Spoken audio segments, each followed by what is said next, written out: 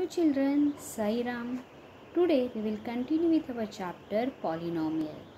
Last period we have completed till exercise 2.3. Today we will continue with exercise 2.4.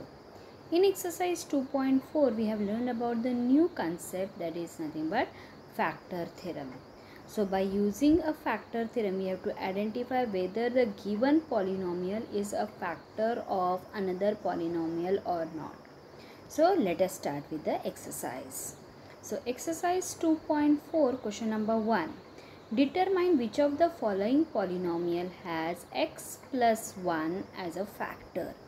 Yes, they will give you one polynomial. We have to check whether x plus 1 is a factor of given polynomial or not. See the question. P of x is equal to x cube plus x square plus x plus 1. Yes, as x we have to check for x plus 1 equal is a factor or not. So what we will do, we will take this x plus 1 is equal to 0. We will take the given x plus 1 is equal to 0 and therefore x will become as minus 1, and we have to find the p of minus 1 value for the given polynomial. So we will substitute x as minus 1 and find the answer.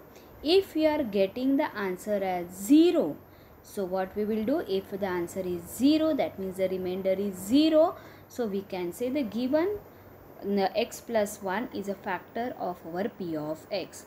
So simply if you want to remember the factor theorem, the remainder theorem and factor theorem both are nothing but same. In remainder theorem, if you are getting the remainder as 0, that means it is a factor. Yes, so if you are getting the remainder as 0, that means the given polynomial is a factor of other polynomial. So let us continue now.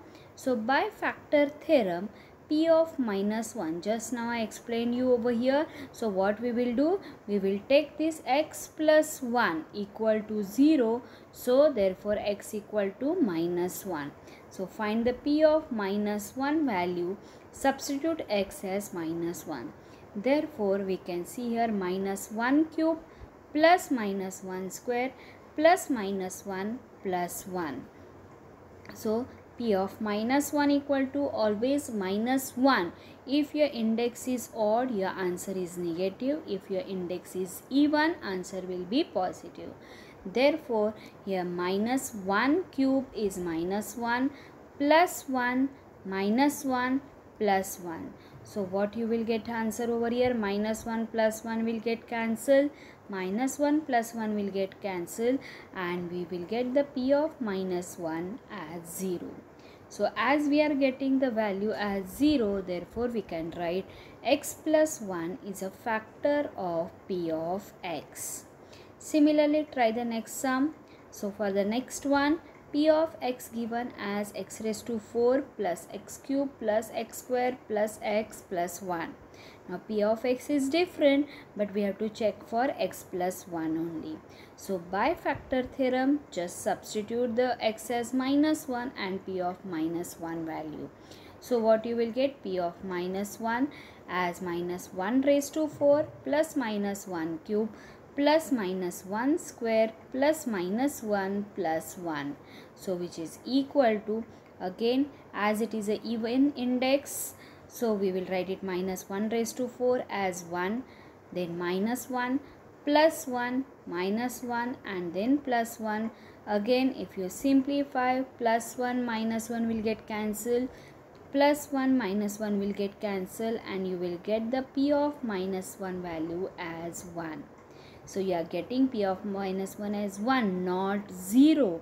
Therefore what we can write, x plus 1 is not a factor of p of minus 1. So when you will get it as a factor, only if you are getting the answer as 0. If you get the answer as 0, then only we can say it is a factor. Okay, let us see the next sum. Exercise 2.4, question number 1 only, same question. We have to check for x plus 1, but now p of x is different. So p of x is x raised to 4 plus 3x cube plus 3x square plus x plus 1. So find out p of minus 1 value by using factor theorem. So if you substitute, what you will get? Minus 1 raised to 4 plus 3 into minus 1 cube plus 3 into minus 1 square plus minus 1 plus 1.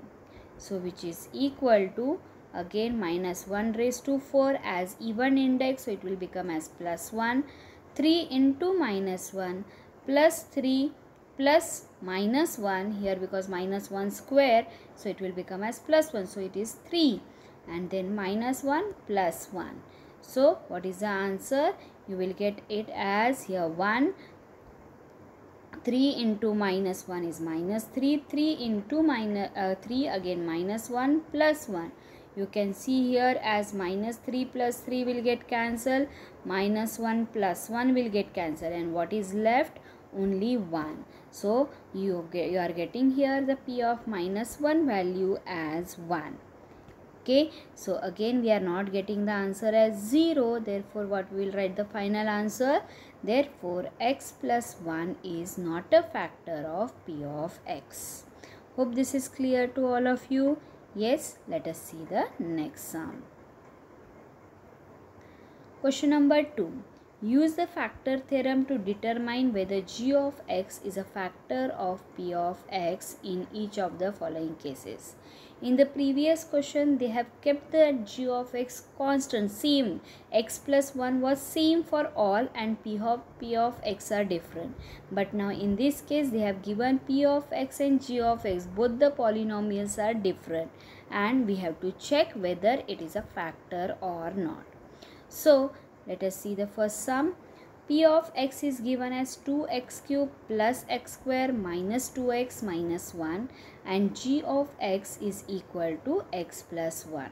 So we have to check for x plus 1 is a factor or not. So what we will do? So we will take x plus 1 is equal to 0. So x will become as minus 1.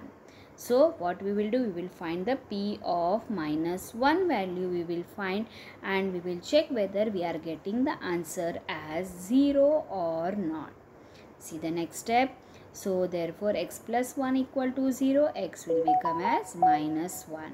So by factor theorem, p of x equal to p of minus 1 equal to 2 into minus 1 cube plus minus 1 square minus 2 into minus 1 minus and minus 1. So here minus 1 cube will become as 2 into minus 1. Then plus minus 1 square will become as 1. Minus 2 into minus 1 is plus 2 minus 1. Is it correct? So 2 into minus 1 is minus 2 plus 1 plus 2 minus 1. So 2 minus 2 will get cancelled, 1 minus 1 will get cancelled. So what will be your final answer? 0. Therefore, what we can say over here? See the next step. Minus 2 plus 1 plus 2 minus 1, answer is 0. Therefore, we can say g of x is a factor of p of x. Let us see the next sum in the same way, but only the p of x and g of x are different in this case. So p of x is given as x cube plus 3x square plus 3x plus 1, and g of x is equal to x plus 2. Yes, so what will be our first step? We have to consider g of x as 0. So x plus 2 equal to 0. So here x plus 2 equal to 0. So we will get x equal to how much? Minus 2. Then what we will do? We will find out over here p of minus 2 value, and we will check whether our answer is 0 or not. Let us see now. So x plus 2 equal to 0, therefore x equal to minus 2. So by factor theorem, don't forget to write this by factor theorem. Yes, so by factor theorem, here p of minus 2. So you see here it is not g of, it should be p of. So p of minus 2 equal to minus 2 cube plus 3 into minus 2 square plus 3 into minus 2 plus 1. We will replace that x by minus 2. So minus 2, 2 cube is 8, but as it is an odd index, so it will become as minus 8. Minus 2 square is 4, 4 3s are 12. 3 into minus 2 is minus 6 plus 1. So what we will get the answer? Minus 8 minus 6 is minus 14. 12 plus 1 is 13. So are you getting the answer as 0 over here? No, you are getting the answer here as minus 1. So please write it down here as P of x. Yes, P of minus 2. So we are getting here the answer as minus 1. Therefore, what is our final answer? Therefore, g of x is not a factor of P of x. Hope this is clear, all of you. Similarly, you can try the next sum also. See the next one. So in the textbook you will find one more sum over there, one or two sums. You try by yourself by the same method. Now see the next one. Find the value of k if x minus 1 is a factor of P of x. Now what is given? X minus 1 is a factor. That means if you divide P of x by x minus 1, your remainder is exactly 0, which is given. But in that polynomial, one unknown value is given, that is k. So we have to find that value k. So let us see the sum. First one, P of x is given as x square plus x plus k. Yes, as x minus 1 is a factor. So that means x minus 1 equal to 0, x equal to 1. So what is the meaning of x minus 1 is a factor over here?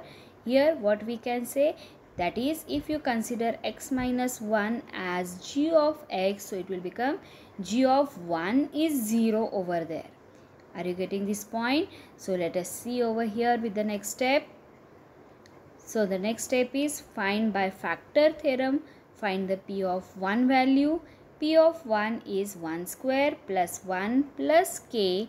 Yes, therefore, but what is P? As x minus 1 is a factor, this is a very important step you have to remember over here.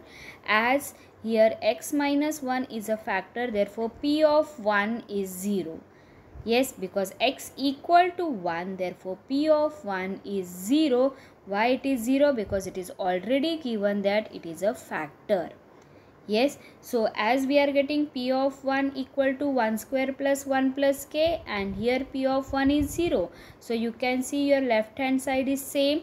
So we can write it as the right hand side is also same.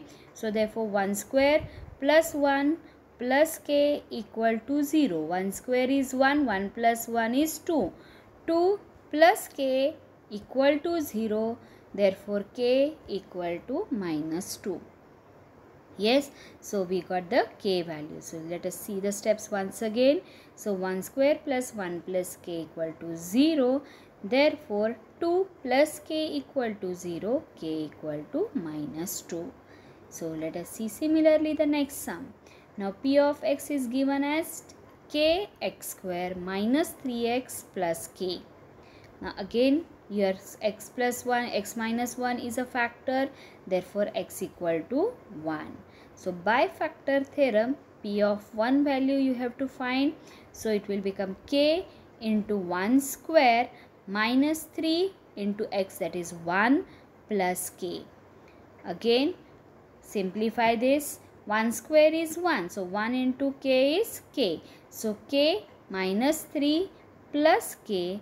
But what is again here?